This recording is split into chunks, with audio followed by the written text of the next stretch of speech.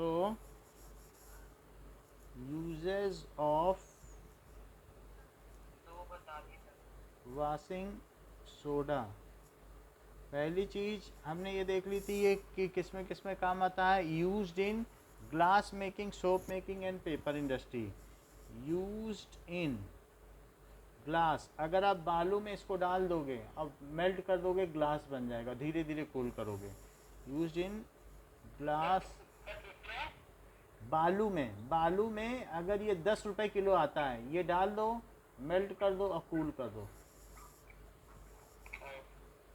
ठीक है, तो ग्लास मेकिंग का अगर जो भी है सिंपल तरीका है, अगर आप वीडियो में यूट्यूब में देखना चाहते हो फ्रॉम सैंड टू ग्लास, तो वो वीडियो दिखा देगा आपको कि कैसे बनाया जाता है। बस सैंड में डालने की देरी है और उसको आप अपने फर्नेस में पिघला लो and it will form that is.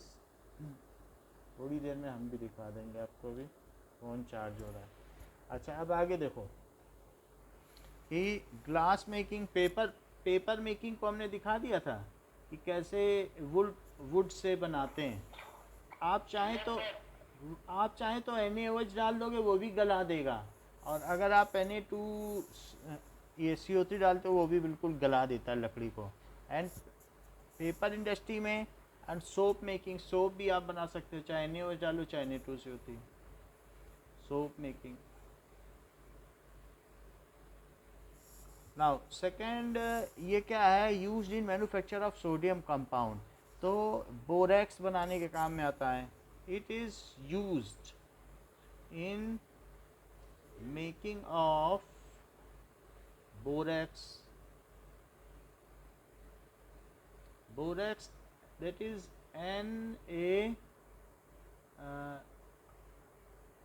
Na2B4O7, यही लिखाया होगा ना, 4O7। तो ये बोरेक्स, इसे सुहागा भी कहते हैं। इससे क्या किया जाता है कि ये जब बन जाएगा, ये वाइट कलर का बिल्कुल क्रिस्टलाइन पाउडर है। अगर इसको पानी में थोड़ा घोल के रख लो, और ये जो कप है, प्लेट है, पहले इसमें कोई ना कोई कोटिंग चढ़ा दो, कि इसमें आप किसी चीज़ की कोटिंग चढ़ा दीजिए।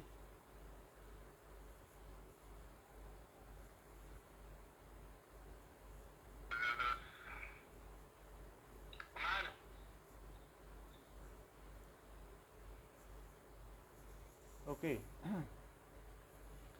तो बोरेक्स में अगर आप चीनी मिट्टी के बर्तन को डालेंगे और इसको पकाएंगे तो बिल्कुल वैसे ही बर्तन बनेंगे जिस कप में आप चाय पीते हो। शाइनी ग्लेयर आ जाएगी, एक ग्लेज आ जाती है। तो ये बोरेक्स बनाने के काम में आता है। तो बोरेक्स के काम है, आप देखोगे जितने भी पॉटरी है, पॉटरी इंडस्ट्री में बोरेक्स का काम पड़ता है। और बोरेक्स का काम बोरोसिलिकेट बर्तन बनाने में भी आता है। क्या आपको मालूम है बोरोसिल के ग्लास की क्या खासियत है, बाजार में बिकता है?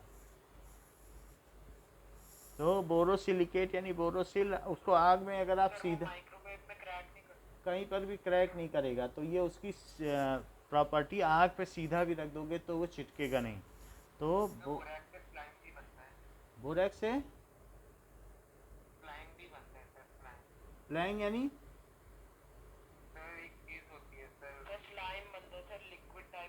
अच्छा अच्छा स्लाइम, हाँ वो भी बनता है। और साथ में बोरेक्स, अगर किसी भी मेटल के वायर में थोड़ा सा बोरेक्स डुबो तो उससे जब आप उसको आग के ऊपर रखोगे तो वो फूल जाता है। सुहागा है ना इसका नाम, ये फूल जाता है तो वो मोती जैसा बन जाता है, खूब चमकदार। तो पुराने ज़माने में जो जवाहरात बनाते थे रानियों के लिए, तो अलग अलग कलर के मोती बनाते थे। अगर आप निकिल के वायर पे थोड़ा सा बोरेक्स लेके गर्म करोगे तो हरे मोती बनेंगे, प्लेटिनम के करोगे तो पीले मोती बनेंगे, इसी तरीके से आप बोरॉन पे करोगे तो लाल मोती बनेंगे, कोबाल्ट में अलग अलग कलर के मोती। उसको कहते हैं बोरेक्स बीड टेस्ट। तो इससे हमें ये पता चल जाता है कि वायर किस कलर का है, वायर किस मेटल का है। अलग अलग मेटल अलग अलग तरीके की मोती बनाता है, तो वो फूल जाता है। थोड़ा सा आप लगाओगे और आग पे रखते ही फूल जाएगा, तो उसको कहते हैं बोरेक्स की बीड बन गई। तो यही चीज़ तो बोरेक्स है। तो बोरेक्स बीड बनाने के काम में आता है। तो ये जितने भी ज्वेलरी की चीज़ें हैं वो सब ये बनाता है। नाउ तो it is use in the manufacture of borax, जैसा कि हमने कहा कि बोरेक्स के बनाने में इसको काम में लेते हैं। अब देखें कि हम बोरेक्स को एक बार देख लें कि ये क्या होता है तो उससे पता चल जाएगा।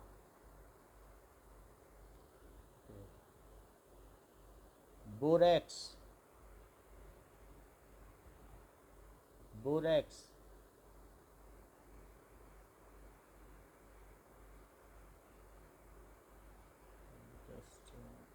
According to Wikipedia, borax, also known as sodium borate, sodium tetraborate, or disodium tetraborate, is an important boron compound, a mineral, and a salt of boric acid.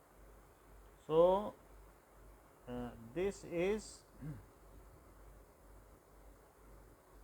इस तरीके से दिखेगा।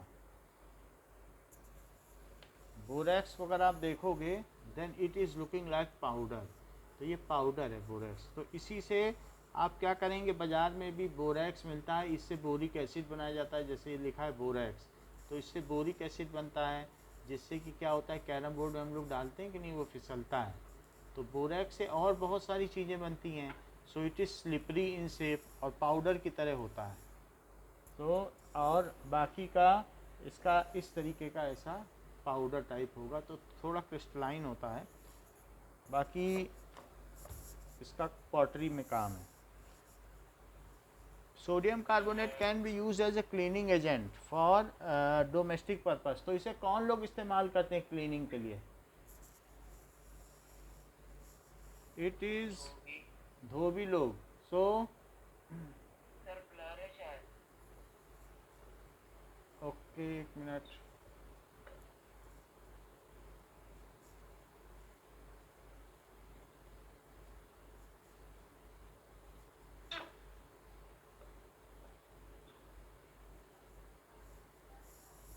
सो इट इज यूज्ड फॉर, अभी भी so it is used किसमें, for cleaning purpose, used as cleaning agent.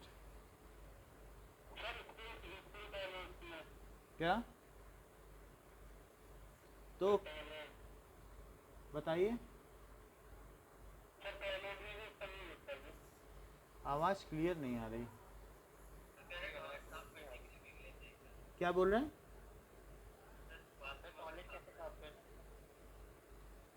फिर से पूछो। हाँ हाँ, यही है, इसीलिए तो, for toilet cleaning. It is use for removing permanent hardness of water. So cleansing agent के भी काम में आता है। जनरली तो स्कूल में रखा रहता है ये। तो इट इज, हाँ यही बताना है। It is used to remove permanent hardness of water, hardness of water. Water दो तरीके के होते हैं, एक सॉफ्ट वाटर और दूसरा हार्ड वाटर। तो सॉफ्ट वाटर क्या होता है और हार्ड वाटर क्या होता है? The water it gives leather या फोम, ये झाग देता है। तो ये झाग देता है। विथ सोप, सोप लगाओगे तो सोप के साथ ये झाग देगा। And do proper cleaning action, तो प्रॉपर क्लीनिंग एक्शन भी करता है। ठीक है। अच्छा, इसमें भी मिनरल्स होते हैं। सो इट कंटेन्स, तो कुछ चीज़ें इसमें हैं जो कि ये चीज़ कंटेन करता है। So it contains sodium, potassium salt, ठीक है, एंड आयंस होते हैं Cl माइनस और सल्फेट आयंस, ये सारे होते हैं। तो 2 माइनस आयंस, तो ये जिसमें हो वो सॉफ्ट वाटर है। और ये आयंस हमारी बॉडी के लिए ज़रूरी है। सोडियम पोटेशियम की तो बहुत ज़रूरत है, तो इसीलिए हम लोग मिनरल वाटर पीते हैं।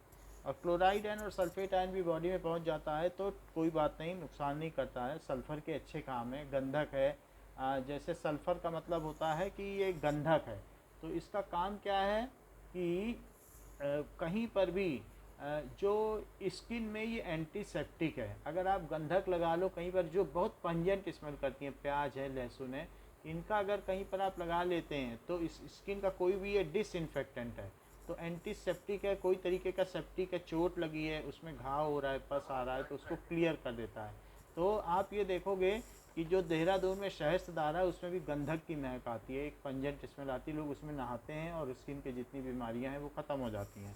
तो सल्फ़र येलो कलर का कंपाउंड है जो कि स्किन के लिए अच्छा होता है, इसीलिए जितने भी सिल्वर सल्फाडाइन जो भी अपने स्किन पे आप लगाते हो, सिल्वर सल्फाडाइन या बीटाडीन, सब में सल्फ़र पाया जाता है। स्किन पे जो भी लगाते हो सल्फ़र है, कोई भी मेडिसिन। तो इस तरीके से सल्फ़र काम में आता है। हार्ड परमानेंट हार्डनेस क्या होती है? ये हार्डनेस क्या होती है?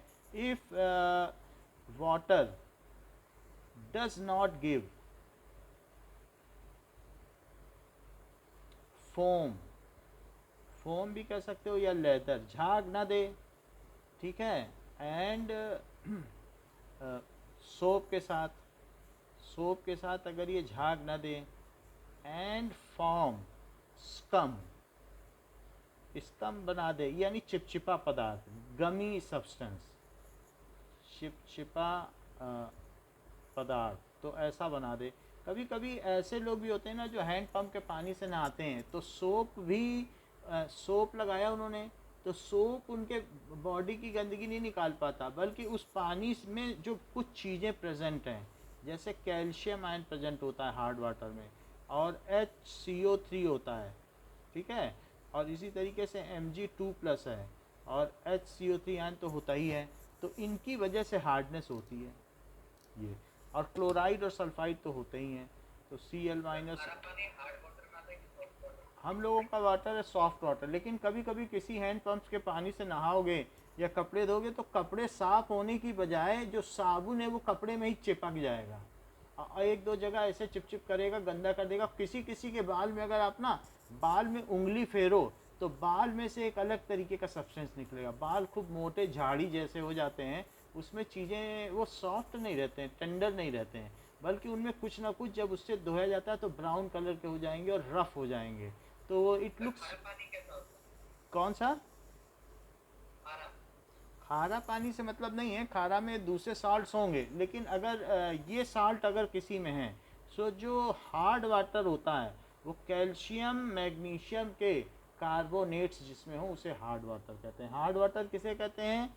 इट कंटेन्स, ठीक है, so hard water contains, just एक मिनट रुकना, hard water, so According to Wikipedia, hard water is water that has high mineral content. तो क्या क्या Hard चीज़ें water होती is हैं? formed when water percolates Now, through deposits it of limestone, chalk or gypsum, which are largely made up of calcium and magnesium calcium carbonates, ions, bicarbonates and sulfates. Magnesium ion जो ऊपर है सारे वो लिख लो, और bicarbonate ion, और साथ में सल्फेट आयन और क्लोराइड आयन होते हैं, ये सारे होते हैं। अब आप कहेंगे हार्ड वाटर तो सही तरीके से क्लींजिंग एक्शन नहीं देगा, जब झाग ही नहीं बनाएगा तो क्लींजिंग एक्शन क्या देगा? और तो इन सब आयन से वो कौन रिएक्ट कर देता है बताओ? जैसे हमने साबुन का इस्तेमाल किया तो सोप किन से रिएक्ट कर लेगा? क्या इन्हीं से रिएक्ट कर लेगा? ये जो भी कैल्शियम आयन है इनसे रिएक्ट कर लेगा, और कैल्शियम आयन से रिएक्ट करके वो क्या बना देगा? एक प्रेसिपिटेट। और वो प्रेसिपिटेट कोई भी चीज़ होती है क्या वो कपड़े में चिपक जाएगी? जो गमी सब्सटेंस होगी क्या, बोलो? तो वो गमी सब्सटेंस है वो चिपक जाएगी। वैसे असली में होता क्या है कि ये जो होते हैं सोप, ये सोडियम स्टीयरेट होते हैं, C17 और H35COOH। अभी अगले चैप्टर में पढ़ोगे, थोड़ा सा पहले पढ़ा रहे हैं, आ गई ये बात तो पढ़ा दे रहे हैं। सोडियम स्टीयरेट, इसका नाम क्या है? जैसे CH3COOH होता है, बोलो ये बात समझ में आई? क्या ये जानते हो? CH3COOH एसिटिक एसिड, और अगर CH3COONA कहोगे तब क्या नाम देते हो बताओ? तो जैसे सोडियम एसीटेट है, तो इसी तरीके से ये सोडियम स्टीयरेट है इसी फैमिली का। अगर आपसे कोई कहे C17H35COOH क्या है, तो आप कहना स्टीयरिक एसिड। तो ये सब अलग अलग एसिड्स होते हैं जिसमें COOH फैमिली का है। अगर ये कोई कह दे कि आपसे C3H, इसके डबल से एक ज़्यादा, याद रखना, मतलब इसके डबल से एक ज़्यादा है यहाँ पे, तो C3H7 और COO अगर ऐसा कह दे कैच, तो ये क्या है बताओ? क्या ये ब्यूटायरिक एसिड है, अमूल बटर? क्या ये सारे आप लोग फैटी एसिड जानते हो? ये मालूम है क्या कि हमारी बॉडी में जब कभी फैट टूटता है तो फैटी एसिड और ग्लिसरॉल बनाता है? ऐसा हमने क्या लाइफ प्रोसेसेस में पढ़ाया है? बताओ। तो यही अमूल बटर है क्या?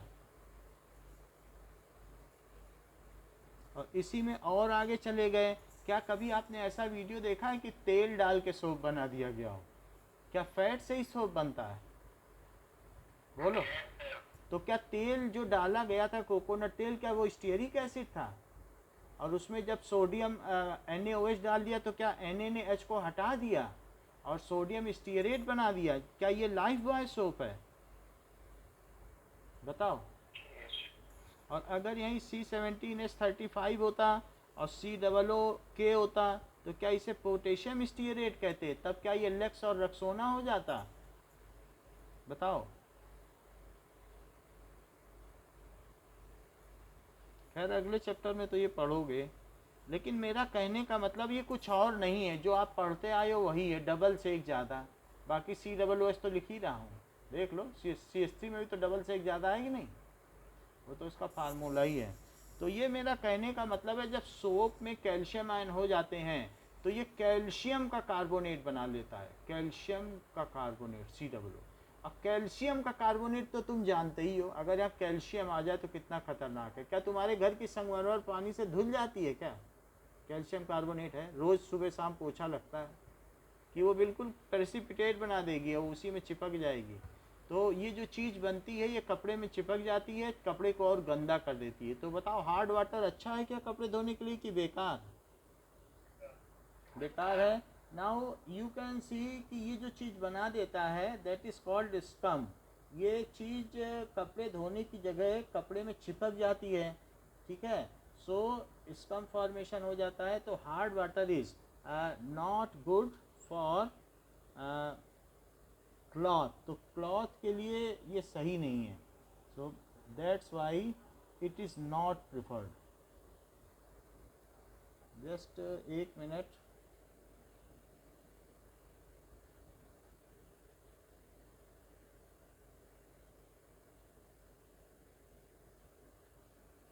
ये बात हो गई कि स्कम जो है किसी भी चीज़ में, अगर कपड़े में स्कम है then it make it dirty. So कोई भी चीज़ें अगर आप स्कम अगर किसी चीज़ में है तो एक तरीके का ये गमी सब्सटेंस है किसी भी चीज़ में, कपड़े में या कहीं पर भी, तो इस तरीके का वो दिखेगा। अगर आप देखेंगे तो स्कम इस तरीके का दिखेगा। या अगर हाथ में लेंगे तो इससे क्या है, गोली बना सकते हैं, इट इज़ स्कम। तो कपड़े में सफाई तो नहीं करता है बल्कि एडिशनली और गंदा कर देगा कपड़े को। इवन इतना चिपचिपा है कि आप उसे देखो, ये इतना चिपचिपा है कि कपड़े में से वो आप खुरच खुरच के निकालेंगे तो गोली भी बना सकते हैं।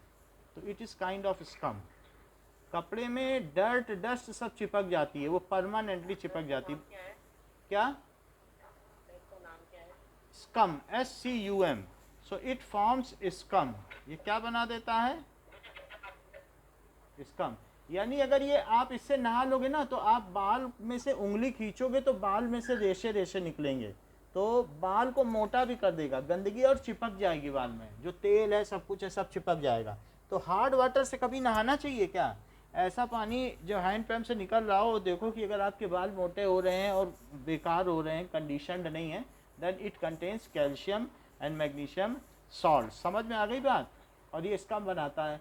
तो हार्ड वाटर कितनी तरीके का होगा बताइए? बोलो। हाँ,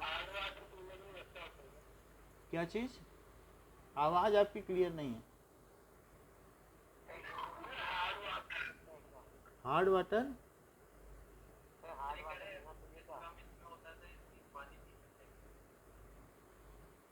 फिर से पूछो कुणाल, क्या करें? सर वो पूछ रहे हैं हार्ड वाटर पी सकते हैं क्या? हाँ, हार्ड वाटर पी सकते हो, पीने में कोई दिक्कत नहीं है। हाँ, हाउएवर इससे क्लींजिंग एक्शन अच्छा नहीं है। हार्ड वाटर पियोगे तो पीने में आपको अच्छा टेस्ट नहीं आएगा, वो कैल्शियम का टेस्ट आएगा, मैग्नीशियम का आएगा। मिनरल वाटर का सबसे अच्छा टेस्ट है। कैल्शियम का टेस्ट जैसे चॉक डाल के ना पी जाए पानी में तो कैसा टेस्ट आता है, वैसा टेस्ट आता है।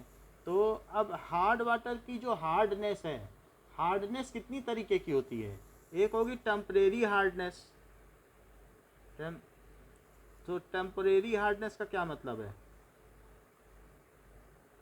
और दूसरी है परमानेंट हार्डनेस। परमानेंट हार्डनेस,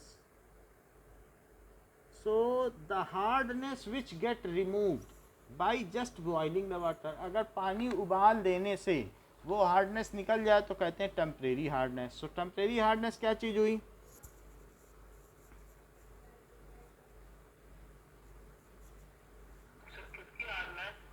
ये जो हार्ड वाटर है जिसमें क्या क्या चीज़ें पाई गई, पानी की जो झाग नहीं दे रहा है उसमें हार्डनेस भी दो तरीके की है।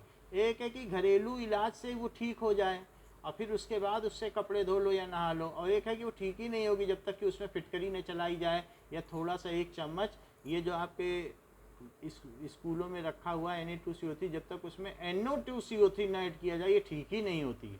एक होता है उबाल के ठीक हो जाएगी और ये ठीक होती है it can be removed by treating with Na2CO3। क्या हम इसी के बारे में पढ़ रहे हैं? परमानेंट हार्डनेस को कैसे रिमूव किया जाए, बोलो? ये कैसे रिमूव की जा सकती है? रिमूव तो करना चाहोगे ना, क्योंकि नहीं तो पानी यूज़ नहीं कर सकते हो, पीने में टेस्ट नहीं आएगा, नहा भी नहीं सकते हो, वाशिंग में भी बर्तन सारे गंदे गंदे लगेंगे। तो रिमूव तो करना, या गवर्नमेंट के पास भी हार्ड वाटर है तो वो रिमूव करके ही आपके पास भेजेगी, उसके पास बड़े बड़े बॉयलर हैं। तो ये कैसे रिमूव किया जा सकता है? क्या रिमूव्ड बाय बॉइलिंग वाटर? और ये कैसे रिमूव किया जाता है? Removed by treating with. किससे ट्रीट करोगे? अभी पढ़ा है किस चीज, किस, हाँ सही कह रहे हो, विद Na2CO3। सो इससे रिमूव करोगे। तो नाउ टेम्पररी हार्डनेस कैसे रिमूव की जाएगी? Temporary hardness can be removed. Temporary hardness it can be removed by boiling. मान लो पानी में अगर कैल्शियम आयन है और कैल्शियम आयन के साथ साथ उस पानी में HCO3 आयन भी है, तो क्या करोगे बताओ? अगर इसे बॉईल कर दोगे तो क्या होगा इन वाटर?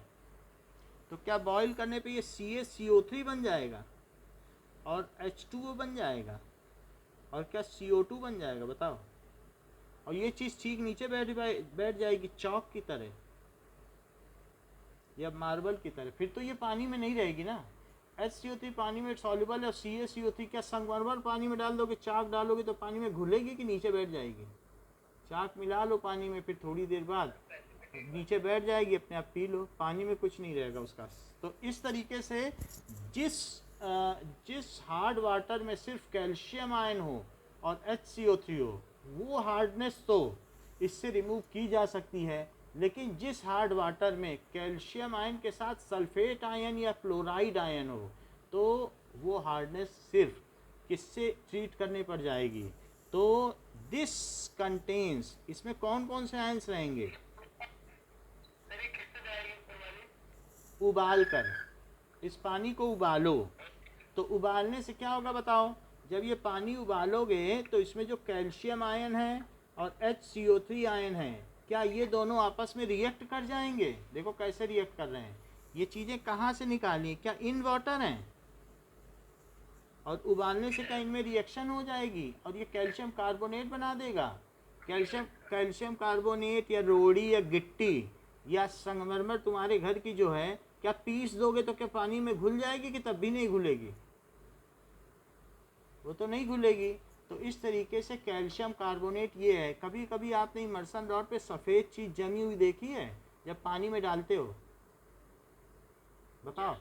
इसका मतलब है कि आपके उस पानी में हार्डनेस है, और वो जब पानी आप गर्म कर रहे हो नहाने के लिए इमर्सन रॉड से, तो वो क्या जो हार्डनेस है वो कैल्शियम कार्बोनेट बना दे रही है और इमर्सन रॉड के ऊपर जमा हो जा रही है। बताओ। तो वही चीज़ है कि अगर आपने हीट कर दिया इमर्सन रॉड से किसी तरीके से और नहा रहे हो तो दो फ़ायदे हैं। एक तो आपको गर्म पानी मिल रहा है, और दूसरा उस पानी की हार्डनेस रिमूव हो रही, तो आपकी बॉडी में और आपके बाल में स्कम तो नहीं लग रहा है ना, बच जा रहे हो कि नहीं, सोप कम लग रहा है फ़ायदा कि नहीं? तो ये चीज़ गांव में इमर्सन रॉड होती है, कई लोग तो यहाँ पर भी यूज़ करते हैं। अभी सबके घर में तो गीज़र नहीं होगा, कुछ लोग इमर्सन रॉड यूज़ करते हैं, सफ़ेद हो जाती है, तो वही कैल्शियम कार्बोनेट है, चौक होता है।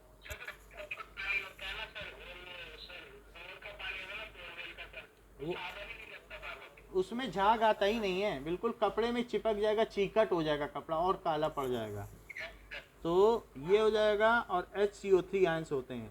तो अगर मैं आपसे पूछूं टेम्परेरी हार्डनेस में कौन कौन से आयन है, तो क्या बता सकते हो आयंस? और परमानेंट हार्डनेस में कौन कौन से आयन होंगे? तो परमानेंट हार्डनेस, सो परमानेंट हार्डनेस क्या होगी कि इट कंटेन्स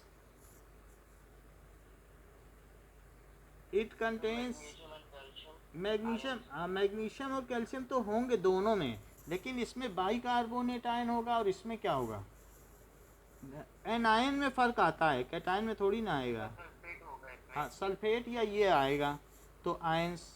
अच्छा, अब इनको गर्म करोगे तो क्या कैल्शियम सल्फेट बन जाएगा, तो क्या वो पानी में इलेक्ट्रोलाइट अच्छा है कि ख़राब? वो तो अच्छा है, वो तो नीचे नहीं बैठेगा, कैल्शियम सल्फेट हो या मैग्नीशियम सल्फेट हो या मैग्नीशियम क्लोराइड हो, सो वो तो नीचे नहीं बैठेगा, तो रिमूव कैसे करोगे? तो इसके लिए क्या आप एक तरीका अपना रहे हो, Na2CO3 की ट्रिक अपना रहे हो, और क्या उससे सारे कैल्शियम आयन रिमूव कर दोगे? ना कैल्शियम आयन रहेगा, ना बजेगी बाँसुरी। तो इस तरीके से क्या आप CaCO3 बना लेना चाहते हो और 2Na+ अलग कर लोगे, और क्या अब ये नीचे बैठ जाएगा? बोलो ये ट्रिक कैसी रही? तो सॉल्यूशन से क्या सारा Ca2+ हटा दोगे इससे रिएक्ट करके? अगर इससे ट्रीट कर दिए तो सब हट गया कि नहीं? क्योंकि कार्बोनेट वहाँ था ही नहीं, तो पानी में जब इसे मिलाया तो क्या ये आयन क्या हो गया, डिस्प्लेसमेंट रिएक्शन हो गई क्या? ये हट गया, ये आ गया। लेकिन जैसे ही CaCO3 बना, क्या ये संगमरमर बन गई है, क्या ये चॉक बन गई है जो नीचे बैठ जाएगी, और ये वाटर में बिल्कुल भी सॉल्युबल नहीं है, और नीचे बैठ गई, तो बोलो हार्डनेस रिमूव हो गई कि नहीं? भारी होती है संगमरमर, तो नीचे बैठेगी। क्या इसी तरीके से आप मैग्नीशियम आयन को भी रिमूव कर सकते हो? तो मैग्नीशियम आयन को भी इसी तरीके से रिमूव किया जाता है। तो इस तरीके से हमने क्या किया कि ये जो चीज़ें हैं ये फ्रॉम वाटर ली गई है। ये कहाँ से आया कैल्शियम आयन? From water. और ये एडिटिव है, ये एडेड है, उसमें मिलाया 1 चम्मच 2 चम्मच डाल के, तो क्या होगा, क्या MgCO3 बन जाएगा जिसकी भी घुलनशीलता बहुत कम है, ये 0.01% ही सॉल्युबल है, बाकी सब नीचे बैठ जाएगा। सो एक बात आपने और क्या सीखी कि sodium carbonate is use to remove permanent hardness. ये चीज़ बहुत व्यापक स्तर पर होती, भले ही आपको ना मालूम हो, लेकिन गांव में घरों में सोडियम कार्बोनेट, जिसको धावन सोडा कहते हैं, सबको मालूम है कि धावन सोडा से वो जो इस तरीके के एक होता है मृदु जल और एक होता है कठोर जल, तो कठोर जल को मृदु बनाया जा सकता है। Hard water can be converted into soft water. It is so extensive कि ये दैनिक जीवन में बिल्कुल ज़रूरी है। तो ये एक इम्पॉर्टेंट पॉइंट है, इसे लिखना ही होता है कि तो इसमें ये आयंस होते हैं, इसमें ये आयंस होते हैं, और अगर जो सॉफ्ट वाटर है उसमें क्या होंगे, सोडियम और पोटेशियम के ही आयन होंगे। बोलो बात समझ में आ गई? ठीक है ना। परमानेंट हार्डनेस बताओ कुणाल, किससे रिमूव करोगे, बाई बॉइलिंग से या और कोई मेथड है? हाँ, permanent hardness can be removed, permanent hardness can be removed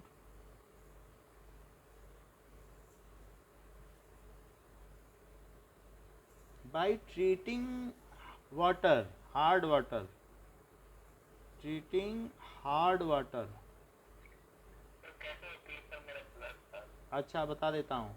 with Na2CO3। Na2CO3 पानी में सॉल्युबल है क्योंकि धावन सोडा है। Na2CO3 क्या धो भी लोग यूज़ करते हैं, ये तो पानी में बिल्कुल आयनाइज हो जाएगा।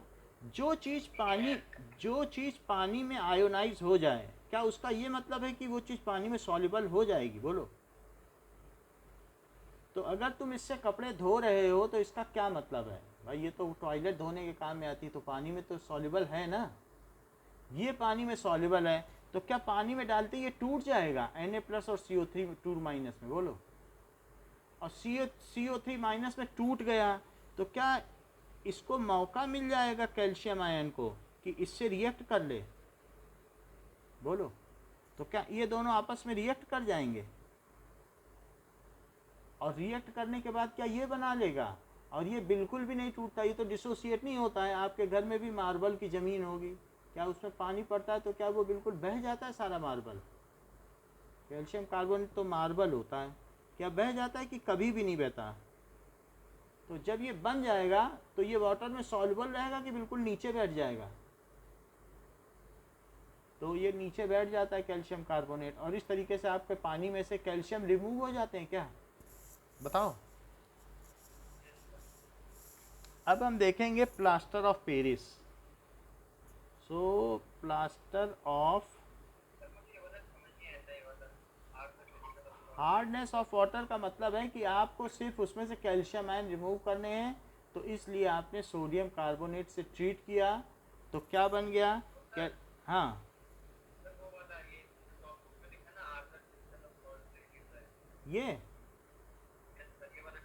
ये हम बता रहे हैं कि कोई भी चीज़ अगर डिसोसिएट होगी तो ही सॉल्युबल होगी, और जो चीज़ डिसोसिएट करने होने की हिम्मत नहीं रखती वो नीचे बैठ जाएगी। कैल्शियम कार्बोनेट डिसोसिएट ही नहीं होता, तो जो चीज़ डिसोसिएट नहीं होती उसे ही प्रेसिपिटेट मानिए। अगर BaSO4 डिसोसिएट नहीं हो रहा है, या ऊपर या नीचे तैर रहा है, आप इसे प्रेसिपिटेट मान रहे हैं। Which either floats on water on top or get separated, settle down at bottom, that is in combined form and it is not dissociating. Whatever is soluble, that is dissociating, and that is electrolyte. It is a charge carrier because it exists in ions. Electrolyte precipitate electrolyte नहीं हो सकते क्योंकि वो dissociate नहीं होंगे। तो कोई भी साल्ट अगर पानी में घुल जाता है, जैसे आप पानी में कैल्शियम सल्फेट डालते हो तो घुल जाता है, तो इसका मतलब है कि वो कैल्शियम आयन में बदल चुका है और सल्फेट आयन में बदल चुका है। तो किसी की सूचना इसी से प्राप्त होती है कि अगर वो पानी में डिज़ोल्व हो रहा है तो वो इसका मतलब है कि कैटायन और एनायन में टूट रहा है, उसका हाइड्रेशन हो रहा है। इसके बाद पानी से घिर भी जाएगा। और जो चीज़ डिसोसिएट नहीं होती उसे प्रेसिपिटेट मानिए। चूँकि कैल्शियम कार्बोनेट टूटता नहीं है, इसके बीच स्ट्रॉन्ग बॉन्ड है, तो ये नीचे बैठ जाता है, डिसोसिएट नहीं हो रहा है, तो इसकी सॉल्युबिलिटी ज़ीरो है। बोलो, बात समझ में आ गई? हाँ बोलो। हाँ पूछो।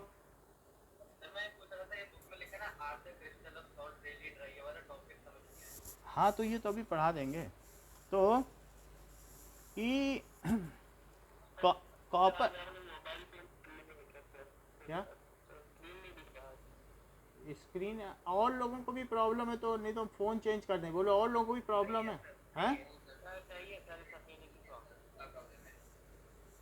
तो एक दो बार ऑन ऑफ करो, ठीक है, जितना देख पा रहे हो ऑन ऑफ करो, देखो क्विट करके क्या होता है। ज़्यादा प्रॉब्लम होगी तो फिर फ़ोन चेंज करेंगे, लेकिन इससे सही रहता है।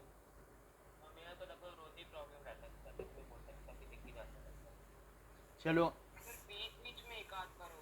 अगर होगा तो अब बता देना, फिर हम देख लेंगे। अब देखिए कि copper sulphate crystal, are the crystals of salt really dry? अभी हम पहले ये लिख लें कि उन्होंने कहा है कि इसे पहले करो, तो प्लास्टर ऑफ पेरिस पहले नहीं करते हैं। तो आयुष को नहीं समझ में आया कि प्रवीण को? So are the crystals of salt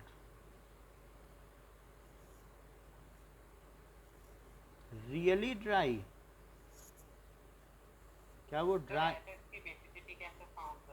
किसकी? एसिड की। एसिड की बेसिसिटी। एसिड में जो भी चीज़ है कि अगर मान लीजिए कि वो कितने बेस को न्यूट्रलाइज करता है, वो उसकी बेसिसिटी होती है। जैसे मान लीजिए कि HCl है, तो ये क्या एक OH को न्यूट्रलाइज करेगा? अगर इसमें NaOH से रिएक्शन कराएंगे तो एक OH को न्यूट्रलाइज कर पाएगा क्या? तो और क्या ये NaCl और प्लस वाटर बनाएगा? सिर्फ एक OH को ही तो न्यूट्रलाइज कर पाया। तो क्या इस एसिड को मोनोबेसिक कहा जाएगा? और अगर मान लो H2SO4 है, और H2SO4 क्या दो OH को न्यूट्रलाइज कर देगा क्या? चेक कर लो, 2 OH है यहाँ, बताओ। तो मतलब जितने एच होंगे उतने ही बेसिसिटी हो जाएगी। वही उसकी बेसिस, वो कितने को न्यूट्रलाइज कर रहा है ये देखो। तो अगर ये Na2SO4 बना रहा है तो an acid can neutralise how many moles of OH। तो अगर मैंने 1 मोल ये लिया तो कितने मोल को कर पाएगा बताओ? 2 को करेगा। तो इसे क्या बोला जाए, क्या डाई बेसिक? और अगर मान लीजिए यहाँ पर मैंने H3PO4 ले लिया, तब क्या होगा? Phosphoric acid. तो क्या वो 3NaOH को कर लेगा? चेक तो करो, क्योंकि Na3PO4 बन जाएगा और 3OH को कर लेगा न्यूट्रलाइज। तो Na3PO4 और प्लस 3H2O, तो क्या ये ट्राई बेसिक हो गया? बोलो। लेकिन प्रश्न ये नहीं है कि एसिड कितने को न्यूट्रलाइज करता है। So the number of OH ions any molecule of acid can neutralise is called its basicity, कि वो कितने OH आयन को न्यूट्रलाइज कर रहा है। फिर आप पूछेंगे फिर एसिडिटी क्या है? The number of OH ions which can be neutralised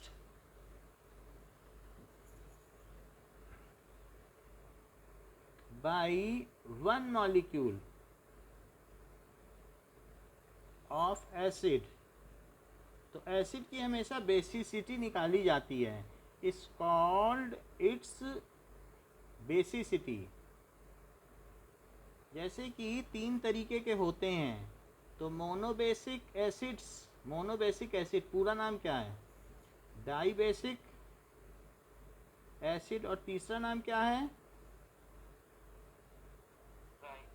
try basic acid. तो क्या आप मुझे 4 मोनोबेसिक एसिड के नाम बता सकते हैं? एक मैं बता देता हूँ, बाकी 3 आप बता दें। सर HCl HF और ठीक है, HCl HF और HBr। HNO3 इसमें लिखें कि ना लिखें? HNO3 हो जाएगा। और CH3COOH भी लिखा जा सकता है क्या? अच्छा, ये मुझे बताओ डाई बेसिक के कुछ।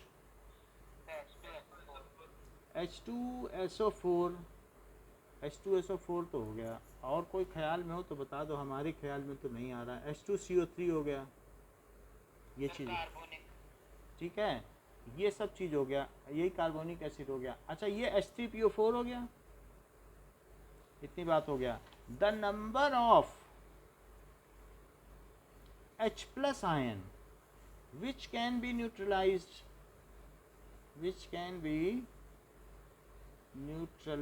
ये MCQ में आ सकता है। by any molecule any base is called, वो उसको क्या कहेंगे?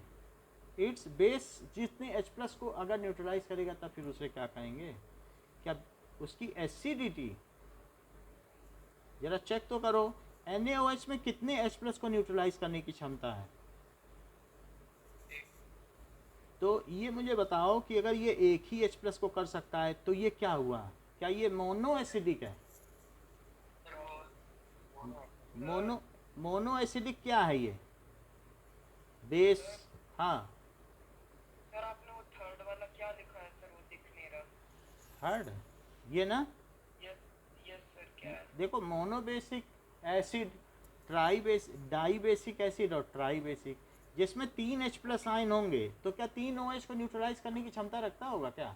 It has the capacity to neutralise 3 OH ion. So that's why this is tri basic, जितने OH को न्यूट्रलाइज कर दे। और NaOH में क्या बोलोगे कि जितने H को न्यूट्रलाइज करे, तो क्या ये मोनो एसिडिक हुआ बेस? अच्छा फिर मुझे बताओ कि अगर मैं NaOH की जगह CaOH होल ट्वाइस लेता तो प्रांजल क्या होता? क्या वो 2HCl को कर लेता? Yes sir. तो फिर उसे क्या कहते हैं? सर उससे वो सर डाइफ्रेज सर वो क्या था वो सेकंड वाला? अब देख लो, अब जो आप बोलोगे तो वही हमें लिखना पड़ेगा, आप बताइए। Acidic base. हाँ ये सही सर कह। मेरा क्लियर नहीं दिख रहा था ना सर, इसलिए मेरे को स्पेलिंग नहीं समझ रहा। अच्छा डाई, फिर से करें क्या, रिमूव करके ज्वाइन करें? नो सर सही है सर। सर सही है सर, सही है। अच्छा अब ये देखो कि अगर AlOH होल थ्राइस है और 3HCl, तो क्या होगा? क्या AlCl3 बन जाएगा और ये 3H प्लस को न्यूट्रलाइज कर देगा क्या? ट्राई बेसिक हो जाएगा, अभी ट्राई एसिडिक हो जाएगा। हाँ ट्राई एसिडिक हो जाएगा, ट्राई एसिडिक बेस। तो अगर मैं कहूँ मोनो एसिडिक बेस तो क्या किसे किसे बोलोगे? मोनो एसिडिक बेस और डाई एसिडिक बेस और ट्राई एसिडिक बेस। तो NaOH, KOH, LiOH, NH4OH, LiOH। अब यहाँ पे बताओ क्या लिखें?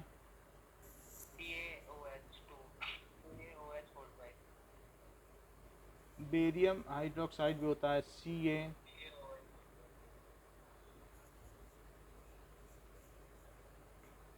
और ये इसमें ज़्यादा नहीं होते हैं, मेनली एक ही होता है। अब ये बात हो गई। अब हमारी बात आती है कि इज आर द क्रिस्टल, जो क्रिस्टल होते हैं सो रियली ड्राई, क्या वे ड्राई होते हैं? ये चीज़ पूछी जा रही है। So copper sulphate crystal which seems to be dry contain water of crystallisation. When copper sulphate crystal are heated, तो क्या होता है? Water is removed and salt turns white. If you moisten the crystal again with water you will find that the colour reappears. So water crystallisation क्या है? Water of crystallisation it is fixed number of water molecule, ये चीज़ होती है। So इसमें fixed number of water molecule होते हैं, ये तो बात है, हैं?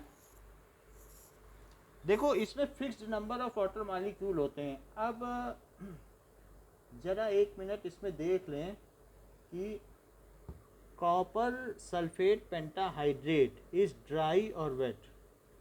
अब हम ये नेट में देख लें, वाटर ऑफ क्रिस्टलाइजेशन को ये ड्राई मान लें कि wait. According to Socratic, copper sulfate can exist in a dry or wet state.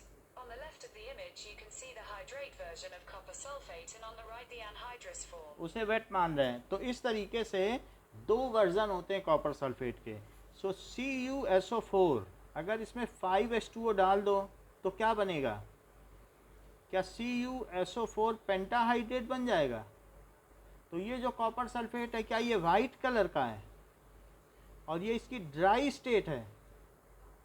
और ये कैसी स्टेट है बताओ? Copper sulphate pentahydrate, copper sulphate pentahydrate, pentahydrate, इसको वेट कहा गया है। जरा इसको एक टेस्ट ट्यूब के माध्यम से करें तो आपके बुक में एक प्रैक्टिकल दिया है। अगर कॉपर सल्फेट पेंटाहाइड्रेट को हेड करोगे तो क्या ये टेस्ट ट्यूब की वॉल्स में वाटर के पार्टिकल दिखेंगे या स्टीम उठती हुई दिखेगी? वो तो दिखेगी। और वो जो कॉपर सल्फेट जो पीछे बचेगा क्या वो वाइट कलर का बचेगा? तो बुक कह रही है कि ये इसकी वेट स्टेट है, क्योंकि छूने में तो ऐसा लगेगा कॉपर सल्फेट में कपड़े में पानी नहीं आ रहा, लेकिन उसमें वाटर छिपा हुआ है। So necessary water of any crystal, some crystals can be form only by using necessary water of crystallisation molecules. तो it is necessary molecules of water, it is called water of crystallisation. जरा फिर से बोलें कि water of crystallisation क्या है? कि सम ionic compound form crystal. तो एक होता है पाउडर फॉर्म और एक होता है crystalline form. So some ionic compound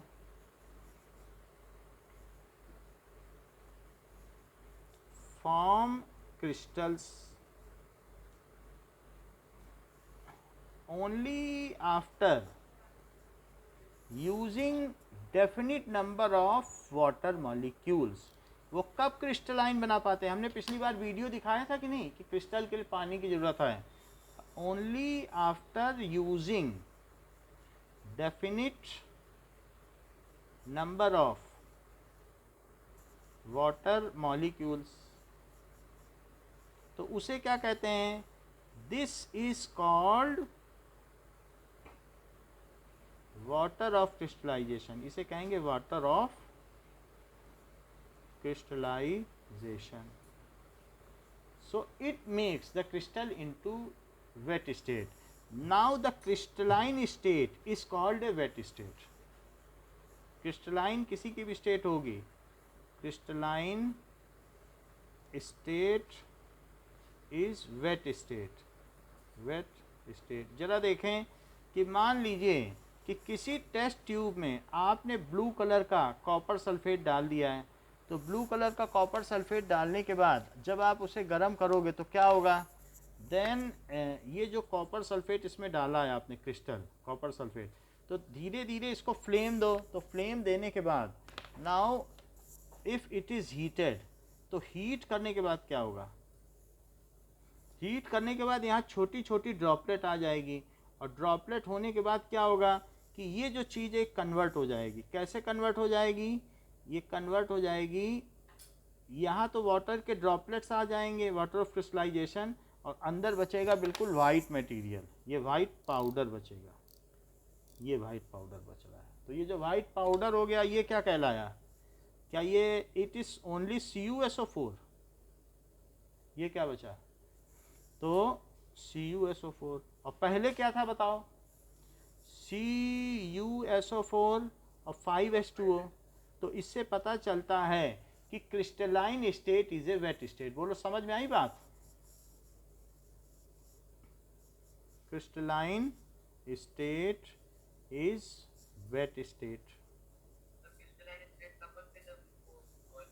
जब इसको वाटर मॉलिक्यूल जितने ज़रूरी होते हैं वो मिल जाते हैं तब क्रिस्टलाइन बनते हैं, नहीं तो ये पाउडर रहते हैं, ये डेलिक्वेसेंट रहते हैं, भुरभुरे, और ये एटमॉस्फेयर से वाटर लेकर खुद क्रिस्टलाइन हो जाते हैं। आप ऐसे ही छोड़ दो, हवा में तो पानी है, देखना थोड़ी देर बाद सीमेंट ऐसी होगी क्रिस्टल बन जाएगी। POP खुला छोड़ दो, जिप्सम बन जाएगा। तो अगर आप सोच रहे हैं कि ये POP है, CaSO4 हाफ H2O, ज़्यादा देर नहीं लगेगी, घूम घाम के आओगे 2 दिन बाद ये जिप्सम बन चुका होगा। ये एटमॉस्फेयर से ले लेगा, आप नहीं दोगे पानी तो, और ये क्या हार्ड बन जाएगा? CaSO4 2H2O। बोलो, तो जो आपके घर में आप जिप्सम खरीद, प्लास्टर ऑफ पेरिस लाए थे 20 रुपए का खरीद के, वो किस में बदल चुका है? जिप्सम। और आप उससे स्कल्पचर या मूर्ति भी नहीं बना पाए, प्लास्टर ऑफ पेरिस। अगर आपने CuSO4 वाइट खरीद के लाए और ऐसे ही खुला छोड़ दिया तो क्या वो नीला पड़ जाएगा, क्रिस्टल बना लेगा बाहर से पानी लेके, हवा से? बोलो, ये खुद क्रिस्टलाइजेशन हो जाता है। तो ऐसे चीज़ों को कहते हैं डेलिक्वेसेंट, जो वातावरण से पानी लेके खुद क्रिस्टलाइन हो जाए। अब ज़रा देखो, अब यहाँ पर अगर Na2CO3 को ऐसे ही खुला छोड़ दो तो क्या वो वाटर ऑफ मॉलिक्यूल बाहर से ले लेगा 10, जो नेसेसरी वाटर ऑफ क्रिस्टलाइजेशन है, और क्या वॉशिंग सोडा या धावन सोडा बना देगा? बोलो, मेरा कहने का मतलब है कि अगर आपने ड्राई ऐश को लिया, ड्राई ऐश क्या होता है? जिसमें पानी ना हो, और उसको अगर खुले में रख दिया, तो खुले में रखने के बाद 8 दिन 10 दिन बाद धीरे धीरे वाटर एब्जॉर्ब होता जाएगा उसके अंदर, और क्या ये क्रिस्टल बन जाएगा? बोलो, क्योंकि इसके बिना तो वो क्रिस्टल नहीं बना सकता। 10H2O, हर एक मॉलिक्यूल को कितने H2O चाहिए? 10। ये वो कहाँ से लेगा अगर आप नहीं दोगे? अगर आप एडिशनल पानी नहीं ऐड करोगे, सीमेंट बाहर रख दो तो थोड़े दिन में जमने लगती है क्या? बोलो, मॉइस्चर से जम जाएगी कि नहीं सीमेंट ऐसे बाहर छोड़ दोगे तो? क्यों जम जाती है? क्योंकि वो वेट बाहर से ले लेगी। अच्छा, ये देखो,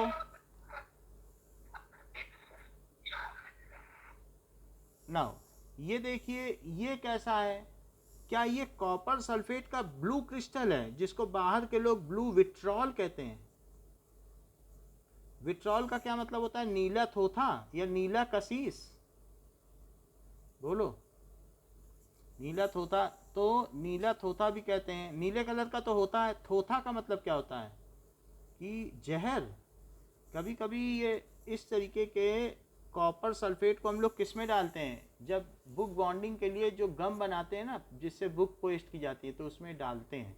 तो उससे आप देखते हो बाहर जो गम मिलता है वो ब्लू कलर का होता है, देखते हो कि नहीं। फेविकोल के अलावा भी तो गम मिलता है बाजार में ब्लू कलर का।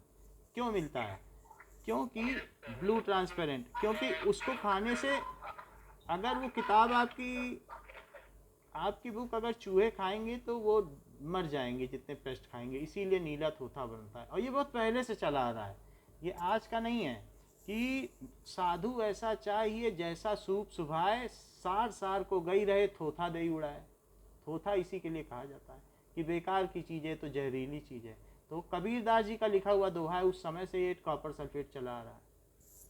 समझ में आ गई बात। तो ये नीला थोथा इसको कहते हैं। 10 रुपए का आपको कहीं पर भी प्रोविजनल स्टोर में ये मिल जाएगा कॉपर सल्फेट। अब देखो FeSO4 को क्या कहा जाता है, FeSO4 अगर इसको 7H2O मिल जाए तो क्या कहा जाता है, ग्रीन विट्रॉल कहते हैं। FeSO4 7H2O ये कहते हैं। देखो इन्होंने ठीक बोल दिया कि हरा कसीस, कैसे इनको पता है, विट्रॉल, तो इसे हरा कसीस कहते हैं, क्योंकि ये बात जानते हैं कि H2SO4 इसका नाम है विट्रियस ऑयल। विट्रियस का क्या मतलब होता है, खट्टा, और ऑयली होता है क्या ये। H2SO4 दिखने में कैसा होता है, क्या दिखने में ऑयली होता है, गाढ़ा गाढ़ा। Sulphuric acid, now According to Cleveland Clinic, जो सल्फ्यूरिक एसिड है वो दिखने में ऑयली है और तेजाब ये खट्टा ही होता है, जैसे बाकी सारे एसिड खट्टे होते हैं। तो इसलिए विट्रियस का मतलब खट्टा और ऑयली है, तो इसलिए इसका क्या नाम पड़ गया। जो बैटरी में डालने वाला आपके घर में इन्वर्टर होगा तो कुछ आप उसमें सल्फ्यूरिक एसिड पड़ता है, तो वो कैसा होता है, दो it is very dangerous than also, कि ये देखो कैसे धुआं निकल रहा है, कितना पानी में ज़रा सा मिलाए नहीं कि इसको वार्म कर दिया। और ऑयली है क्या ये, तो सल्फ्यूरिक एसिड ऐसे होता है, इट इज़ सो ऑयली। तो हम इसको विट्रॉल कहते हैं, चूंकि सभी में सल्फेट है। इसी में अगर कॉपर से रिप्लेस कर दो तो क्या कॉपर सल्फेट बन जाए, क्या Fe से रिप्लेस कर दो तो क्या FeSO4 बन जाए। तो इसीलिए चूंकि ये विट्रॉल है तो इसे ग्रीन विट्रॉल कहा गया, और इसे क्या कहा गया, ब्लू विट्रॉल। खैर आप हमें सिर्फ कुणाल इतना बता दीजिए कि कॉपर सल्फेट को कितना वाटर ऑफ क्रिस्टलाइजेशन चाहिए। आप तो अंदाजा लगा रहे हो, बहुत बड़ी बात है। श्रेयान आप बताओ। 5 चाहिए। अब एप्सॉम साल्ट को कितना चाहिए, 7। अच्छा ग्रीन विट्रॉल को कितना चाहिए, 10। ग्रीन विट्रॉल को कितना चाहिए श्रेयान। 7। यस को बिल्कुल अच्छा मालूम है। अच्छा अस्मित ये बताइए कि प्लास्टर ऑफ पेरिस को कितना चाहिए। अब ये तो अस्मित बताएंगे, प्लास्टर ऑफ पेरिस को कितना चाहिए अस्मित। सृजन हाफ तो होता ही है, तो ये डेड बर्न्ट प्लास्टर है। डेड बर्न्ट प्लास्टर को प्लास्टर ऑफ पेरिस नहीं कहते हैं। CaSO4 को POP मत मानो, ये पूरा POP है। तो it is calcium sulphate hemihydrate. इसको 3/2 H2O चाहिए। कितना चाहिए, 3/2। वॉशिंग ड्राई ऐश को कितना चाहिए स्मिथ, Na2CO3 को, सही है। अब हम लोग बात करते हैं, तो अब आयुष आपको ये बात कंफर्म हो गई कि ये जो ये क्रिस्टल्स होते हैं ये वेट होते हैं कि ड्राई, बताओ आयुष। अभी भी ड्राई कह रहे हो, चलो अच्छी बात है। अब देखते हैं ठीक है कोई बात नहीं। प्लास्टर ऑफ पेरिस, ठीक है, प्लास्टर ऑफ पेरिस का मतलब है कि that is plaster of Paris gypsum के पहाड़ हैं क्या कहीं पर? प्लास्टर ऑफ पेरिस खुला तो मिलेगा नहीं एटमॉस्फेयर में। अगर मैं जिप्सम को हीट कर दूं तो क्या हो बताओ, क्या उससे पीओपी बनाया जाए? Yes sir. ये नई ट्रिक है कि 3/2H2O यही जिप्सम के पहाड़ हैं, राजस्थान में भी मकराना में पाए जाते हैं, तो ये मंडोर गार्डन के आसपास। तो अगर मैं इसको ठीक ठीक हीट करूं कितने पे, क्या 373 केल्विन या फिर 100 डिग्री सेल्सियस पर, तो क्या ये CaSO4 हाफ H2O बना देगा और अपना कितना वाटर ऑफ क्रिस्टलाइजेशन लूज कर देगा? और क्या यही पीओपी है? So if gypsum is heated, gypsum का दूसरा नाम क्या है श्रेयान, बोलो। अच्छी बात है, इतना ही ठीक है। अब आपने कह दिया, हिंट हमारे लिए काफ़ी था कि कैल्शियम सल्फेट बाईहाइड्रेट, क्योंकि कैल्शियम सल्फेट बाईहाइड्रेट, कुछ लोग क्या है कि एग्ज़ाम के टाइम में ही अपने पत्ते खोलते हैं। सो बाईहाइड्रेट, तो ये बड़ी बात है, वरना देखने में कौन ना बताते था बाईहाइड्रेट है। सो अब कैल्शियम सल्फेट तो सबको ही पता रहता है, अगर 5 होता है तो पेंटा बोल लेते हैं, हेप्टा होता है, लेकिन पत्ते खोलने वाली बात है। So if calcium sulphate, if gypsum is heated,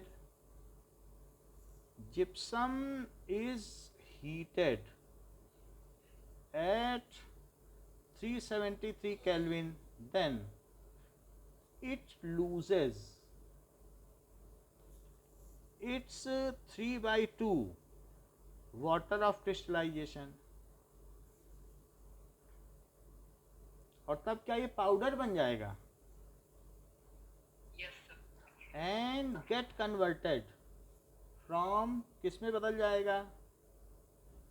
from hard mass. Gypsum तो एक हार्ड मास होता है, जैसे किसी के प्लास्टर को हाथ से छुआ है कभी आपने, हाथ पैर टूट गया हो खेल में और हाथ से छुआ है, कितना हार्ड होता है। Yes sir. तो hard mass to powder, powder form, powder form called, और उसे कहते क्या है, क्या POP? Plaster of Paris. Plaster of Paris. Plaster of Paris का फार्मूला क्या है, ये दूसरा नाम क्या है बताइए श्रेयान? Calcium sulphate half H2O। अच्छी बात है, हेमीहाइड्रेट तो सब बोल लेते हैं, हाफ H2O कोई कोई बोलता है।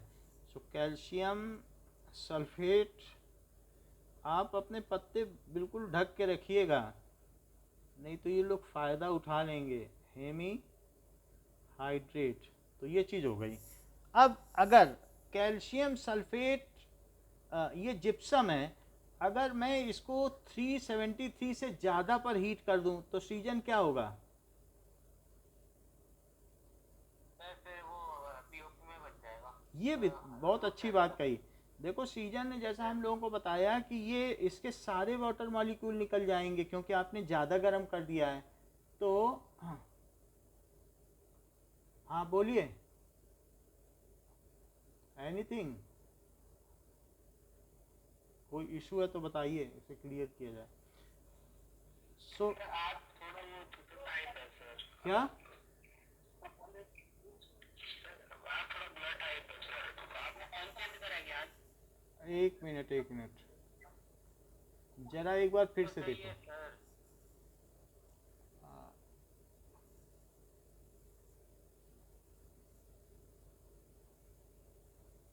कभी फोटो भेजूंगा, मैं बोलता ही नहीं हूँ कि तुम सब डिस्टर्ब हो गए। नहीं वैसे डिस्टर्ब नहीं करना चाहिए, पर यार दिक्कत होती है तो हाँ, नहीं आँखों में स्ट्रेस आता है। अब तो अगर ऐसा है, ज़्यादा नहीं 1.5 घंटे आप लोग पढ़ते हो ना, तो दिक्कत नहीं होनी चाहिए। मैं 1 मिनट, सर आप बढ़िया है सर। हाँ सर आप बढ़िया। चलो ये, अब देखो बोल दिया करो क्योंकि स्ट्रेस नहीं पड़ना चाहिए आँख में। तो ये चीज़ है, तो कैल्शियम सल्फेट अगर मैं इसको 373, कोई बात नहीं, कैल्शियम सल्फेट है और ये बाईहाइड्रेट है, अगर इसे ज़्यादा गर्म कर दोगे तो क्या होगा? क्या पूरे वाटर मॉलिक्यूल निकल जाएंगे? बताओ। तो ये जो कैल्शियम सल्फेट है, फिर इसका क्या नाम पड़ेगा? क्या ये डेड बर्न्ट प्लास्टर है? अब इसे फेंकना ही पड़ेगा, ये किसी भी काम का नहीं। आपने जिप्सम को गर्म किया, लेकिन किसी कर्मचारी ने ध्यान नहीं दिया, सारा जिप्सम का लॉट खराब हो गया, इसको फेंक दो। जिप्सम, इसे अब पीओपी नहीं बनाया जा सकता, क्योंकि अब कोई हाफ वाट मॉलिक्यूल जोड़ ही नहीं पाएगा। कहीं पानी डालेगा वहीं जम जाएगा, अंदर जाएगा नहीं। बोलो। जिप्सम, ये जिप्सम में डाईहाइड्रेट है और इसमें बिल्कुल भी नहीं है, इसमें नो वाटर ऑफ क्रिस्टलाइजेशन। अगर ये बन गया तो पानी डाल देंगे तो वापस बन जाएगा। अगर बन जाए, पानी डालोगे ना तो ऊपर ही ऊपर पानी रह जाएगा, बस ऊपर जम जाएगा। 5 मिनट में जम जाता है। आप पानी मिला ही नहीं पाओगे हाफ H2O, जबकि इस पूरे को गर्म करके पानी निकालना आसान है, लेकिन हाफ H2O पूरे में कैसे मिलाओगे? जहाँ डालोगे पानी वहीं जम जाएगा। ये असंभव सा काम बता रहे हो, करके दिखाना हमें, होगा नहीं। आप जैसा सोच रहे हो कि करके देख लेंगे, कुछ नहीं होता है। समझ में आ गई बात? तो इट इज़ यूजलेस एंड ये पाउडरी होता है, तो वो बेकार हो गया जिप्सम आपका, ऐसी स्थिति आ जाती है। सो प्लास्टर ऑफ पेरिस, ये क्या होता है? It gets set when exact amount of water या calculated amount of water is mixed in it again into gypsum. POP फिर किस में गेट सेट हो जाएगा? POP get set into gypsum again. कितनी देर में? इन 5 मिनट्स, बहुत थोड़ी देर में। If calculated amount of water is added in it. हाँ, सर वो जिप्सम की स्पेलिंग में एस लिखा है या ओ लिखा है? gypsum. So again in 5 if calculated amount of water is added, तो 5 मिनट में ये सेट हो जाता है, गेट सेट। तो अब ये जरा देखो, ये भी इम्पॉर्टेंट है। CaSO4 हाफ H2O, और मैंने इसमें पानी मिला दिया। ज़्यादा पानी भी थोड़ा मिला दोगे तो कोई दिक्कत नहीं है, वॉल सोख लेगी। सिर्फ जितना ज़रूरी उतना, अगर थोड़ा ज़्यादा मिला दिया कोई दिक्कत नहीं है, वो वॉल में लगाते ही वॉल ले लेगी पानी। जितना इसको ज़रूरी है वही रहेगा। तो क्या बना देगा? क्या ये जिप्सम फिर से बना देगा, जो कि हार्ड मास है? तो पहले हमने जिप्सम से पीओपी बनाया, और फिर हमने अपनी मर्जी से उसको मोल्ड्स में डाल के, सांचे जानते हो, मूर्तियों के सांचे जिसमें डाल के हम मूर्तियां बनाते हैं, पीओपी उसमें अंदर घोल डाल दिया और पीओपी से ये बना दिया। समझ में आ गया बात कि नहीं आपको? तो इट इज़ जिप्सम, जो कि हार्ड मास है। तो कभी भी पीओपी को हम क्या करते हैं, यूज़ करते हैं और इससे स्कल्पचर बनाते हैं। Now we will see that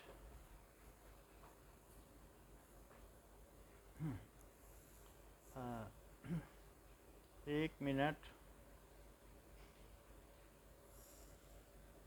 plaster of Paris.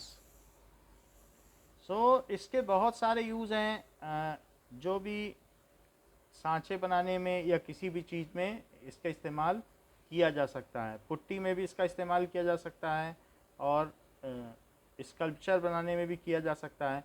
Now ये देखो, ये जो बन रहे हैं ये सब किसके बन रहे हैं? क्या सांचे में डाल के इससे बना दिया है?